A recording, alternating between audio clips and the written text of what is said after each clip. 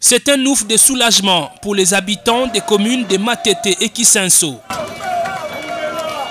4 jours seulement après son passage dans ce coin de Kinshasa, le vice-premier ministre, ministre des Infrastructures et Travaux publics, a lancé les travaux de construction d'une nouvelle chaussée sous l'avenue de la Paix, une artère longtemps restée dans les oubliettes. Pendant 4 mois, l'Office des voiries et drainage va travailler sur cette voie d'une importance capitale. Pour Wilingo Posunzel, ces travaux rentrent dans le cadre normal des devoirs de l'État envers sa population. Ça ne devrait pas être une exception. Quand vous promettez, il faut le faire. Je ne pense pas que la population ait besoin de beaucoup parler. Quand vous arrivez à un endroit, vous promettez. La crédibilité d'un gouvernement, c'est de pouvoir réaliser ce que vous promettez.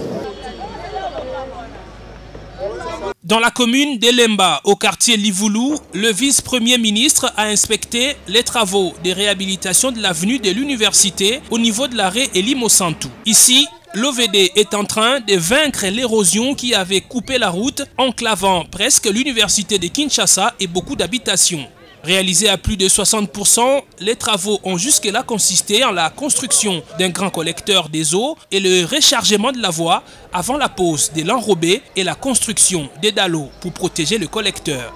Les riverains victimes de cette érosion ont profité du passage de Wilingo Posunzel pour lui exprimer la souffrance subie à cause de cette situation, même si les constructions anarchiques sont en grande partie la cause de cette catastrophe. Je comprends que Kinshasa, par moment, le logement est difficile, mais c'est vrai, mais il ne faut pas aller mettre de l'argent n'importe où.